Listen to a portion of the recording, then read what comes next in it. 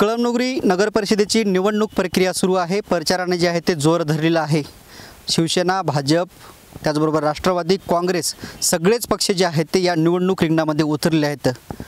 कळमनुरी शहरात अस्वच्छता, नळाला पाणी नाही, त्याचबरोबर एक ना अनेक प्रश्न जे आहेत ते कळमनुरीकरांना भासतात आणि हेच कळमनुरीकरांचे प्रश्न प्रत्येक उमेदवार म्हणतोय की आम्ही सोडवणार। मात्र सर्वात चर्चेमध्ये आलेला मुद्दा जो आहे ते याच कळमनुरी शहरामध्ये नांदेड हिंगोली राज्य महामार्गालगत असलेलं बाळासाहेब ठाकरे यांच्या नावानं असलेलं हे उद्यान, हे जे गार्डन आहे ते काही वर्षापूर्वी बांधण्यात आलेलं आहे। कळमनुरी शहराला अगदी भिडून हे गार्डन आहे आणि याच गार्डनचा मुद्दा जे आहे ते सगळ्याच उमेदवारांनी त्यांच्या वचननाम्यामध्ये घेतला की आम्ही जे आहे ते या गार्डनची डागडुजी करणार। खरं तर आता निवडणूक सुरू असल्यानं हे सगळेजण म्हणतात आम्ही डागडुजी करणार, मात्र यापूर्वी येथील लोकप्रतिनिधी असतील, येथील प्रशासन असेल, यांनी या गार्डनकडे दुर्लक्ष का केलं आपण जर बघितलं तर मी कॅमेरामॅनला विनंती करेल की आपण हे सगळं बघतोय।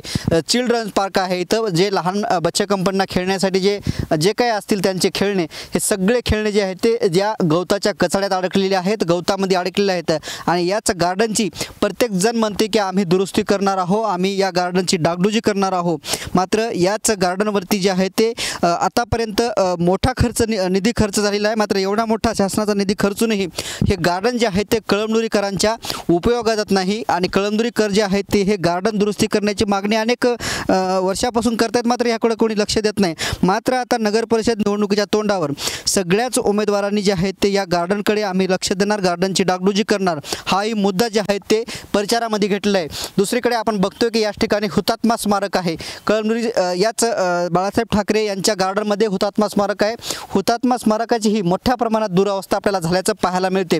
खरं तर ही या गार्डनची दुरावस्था जी आहे ते मोठ्या प्रमाणात झालेली आहे। मात्र या गार्डनकडे कुठल्याही स्थानिक प्रशासन असेल, त्याचबरोबर लोकप्रतिनिधी जे आहे ते लक्ष दिलेलं नाही।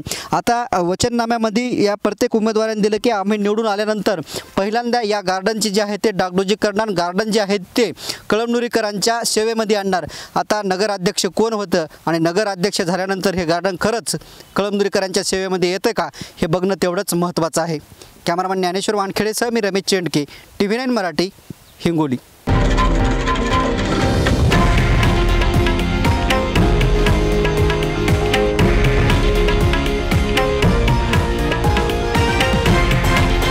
हे आहे देशातील नंबर 1 न्यूज नेटवर्क आणि आपण पाहत आहात TV9 मराठी, एकमेव।